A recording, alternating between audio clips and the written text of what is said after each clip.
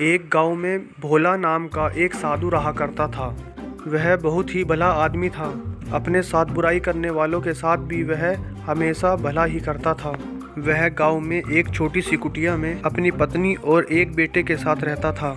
घर में खाने के लिए कुछ नहीं है। खाने के सारे बर्तन खाली पड़े हैं। हमारा बेटा भी सुबह से भूखा बैठा है। तुम जानती हो, मैं रोज काम की तलाश में जाता हूँ। अगर मुझे कोई काम नहीं मिलता, इसमें मेरी क्या गलती है? मैं कुछ नहीं जानती। अरे भाग्यवान, तुम ऐसे कहोगी तो मेरी और हिम्मत टूट जाएगी। वाह रे किस्मत। जाओ जाकर कोई काम करो। अगर शाम तक खाने के लिए कुछ नहीं लेकर आए तो मैं अपने बेटे को लेकर मायके चली जाऊंगी। क्या कहा, मायके चली जाओगी? लेकिन एक बात ध्यान रखना, मेरे जैसा खूबसूरत और नौजवान लड़का तुम्हें कहीं नहीं मिलेगा। अपनी शक्ल देखी आईने में? कबाड़ी जैसे लगते हो। क्या तुमने मुझे कबाड़ी बोला?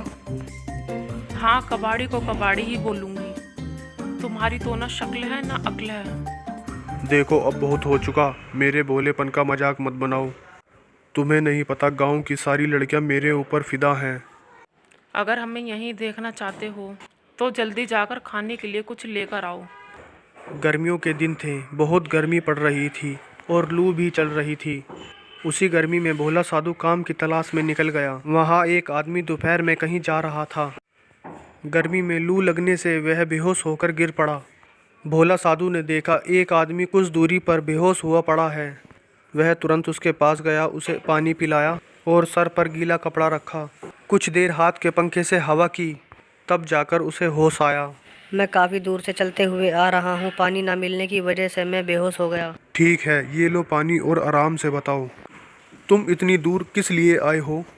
वह आदमी अपने दिमाग में सोचता है, मुझे लगता है जो चीज़ मेरे पास है वो मुझे इस आदमी को दे देनी चाहिए।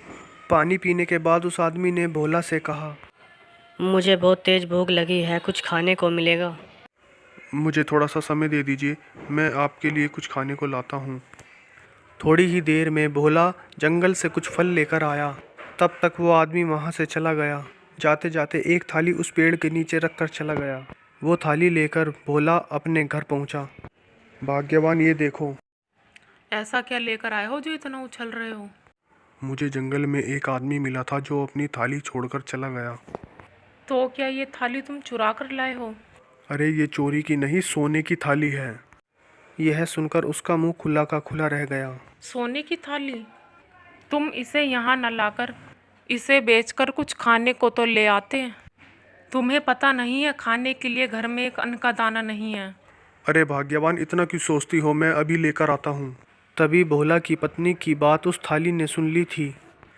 तभी उसमें से बहुत सारे पकवान निकलने लगे। खाना इस तरह से आता देख भोला और उसकी पत्नी घर के एक कोने में छिप गए और ज़ोर ज़ोर से भगवान को याद करने लगे। तभी भोला ने पास जाकर देखा कि थाली जादुई है। अरे देखो, यहाँ तो बहुत सारे पकवान आए हैं।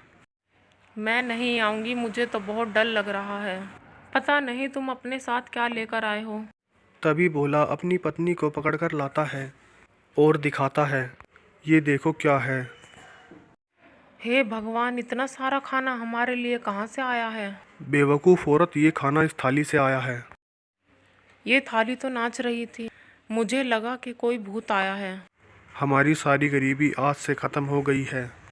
अब हम कभी भूखे पेट नहीं सोएंगे। ये एक जादुई थाली है।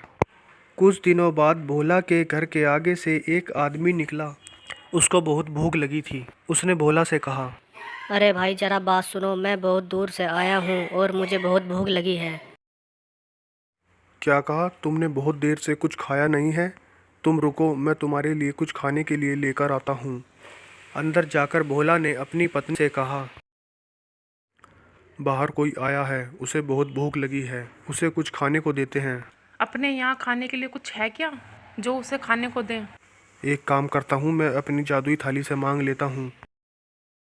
वो इतना खाना देखकर खुश हो जाएगा। जादुई थाली एक भूखे को खाना खिलाना है, कृपया करके भोजन प्रदान करें। और तभी थाली भर खाना उसके सामने आ जाता है। खाना देखकर वह जल्दी जल्दी खाने लगा। वो आदमी एक चोर था जो दोपहर में सुनसान देखकर चोरी करने के लिए निकला था।